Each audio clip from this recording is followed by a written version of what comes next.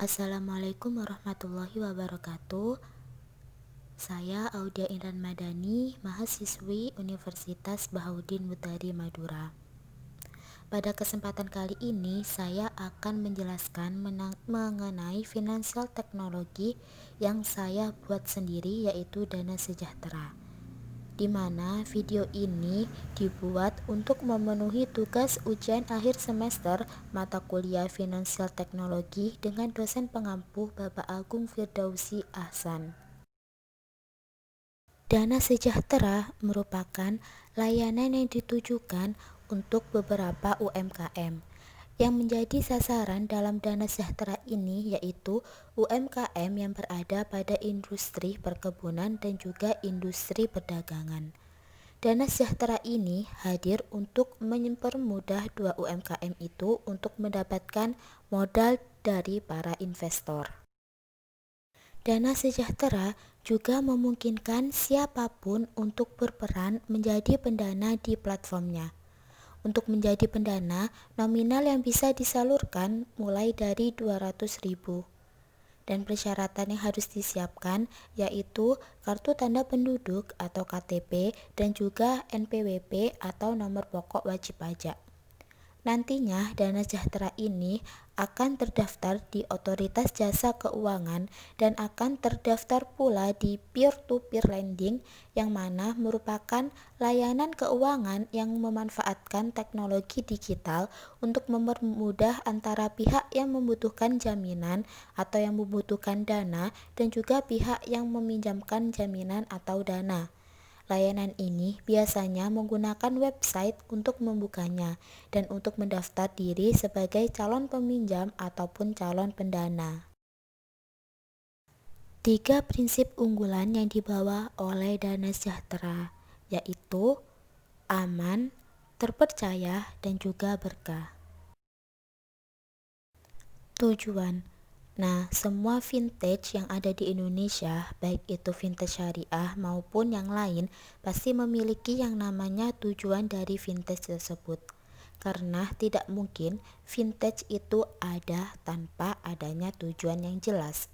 Jadi, tujuan dari Dana Sejahtera ini sendiri yaitu untuk mempermudah para peminjam untuk meminjam dana dengan bunga yang tidak besar, karena Dana Sejahtera ini berkomitmen untuk menerapkan prinsip-prinsip syariah Islam demi terwujudnya keadilan bersama. Syarat Dana Sejahtera. Nah, ada beberapa syarat yang diwajibkan pelaku usaha ketika melakukan pinjaman ke Dana Sejahtera. Yang diantaranya yaitu lokasi usaha harus berada di wilayah Jawa Timur. Usaha telah berjalan minimal dalam kurun waktu setengah tahun atau bisa dikatakan 6 bulan. Dan kebutuhan biaya yang diajukan hanya diperuntukkan untuk modal kerja saja tanpa menambah yang lainnya. Akad dalam Dana Sejahtera. Nah, dalam Dana Sejahtera ini memiliki dua akad. Yang pertama yaitu mudhorobah.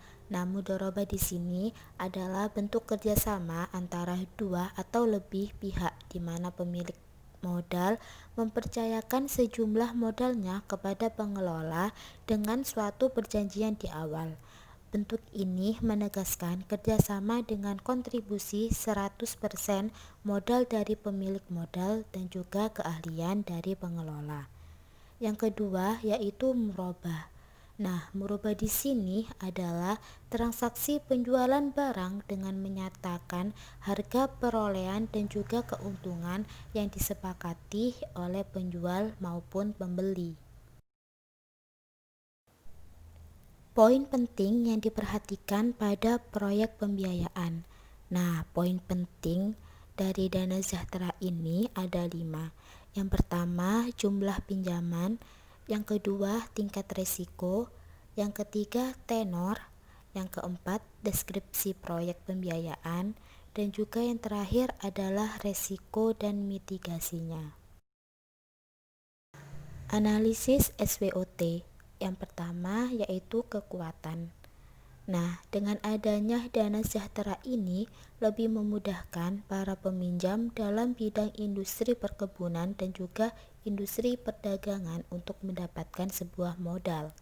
Selain itu, bunga yang diberikan tidak akan membebani para peminjam sehingga para pihak yang meminjam bisa dengan tenang dan juga aman apabila melakukan pinjam meminjam pada dana sejahtera ini. Kedua yaitu kelemahan.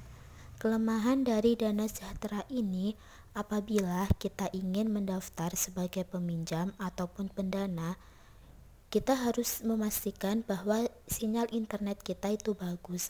Karena apabila sinyal internetnya kurang bagus bahkan buruk, maka tidak bisa masuk ke website yang sudah ada. Dan juga apabila kita sampai pertengahan dan sinyalnya kurang bagus, maka itu akan kembali ke beranda awal dan harus mengisinya dari awal lagi.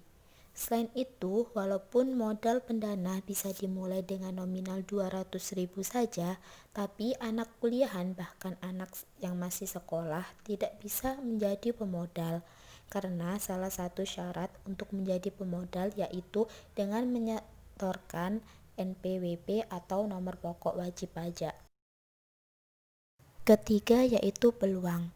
Nah, peluang yang bisa diambil dengan adanya dana sejahtera ini yaitu dengan adanya komitmen untuk menerapkan prinsip-prinsip syariah Islam demi terwujudnya keadilan bersama yang akan menarik para peminjam untuk melakukan pinjam-meminjam di dana sejahtera ini. Yang keempat yaitu ancaman. Ancaman yang bisa saja terjadi pada dana sejahtera ini yaitu dana sejahtera ini harus mampu bersaing dengan fintech syariah yang lain yang sistemnya hampir sama. Karena sebelum adanya dana sejahtera ini, kebanyakan para peminjam sudah dulu melakukan pinjam-meminjam ke yang lain dengan fintech yang mungkin sama sistemnya dengan fintech dana syariah yang mungkin lebih luas. Nah, jadi dana sejahtera ini harus benar-benar memberikan keuntungan yang besar bagi para peminjam agar nantinya dana sejahtera ini tidak terancam keberadaannya. Baik, mungkin itu saja yang dapat saya sampaikan. Kurang lebihnya saya mohon maaf, dan apabila ada kritik maupun saran bisa tulis komentar di bawah karena kritik dan saran dari kalian semua sangat membantu saya dan sangat saya butuhkan. Baik, terima kasih. Wassalamualaikum warahmatullahi wabarakatuh.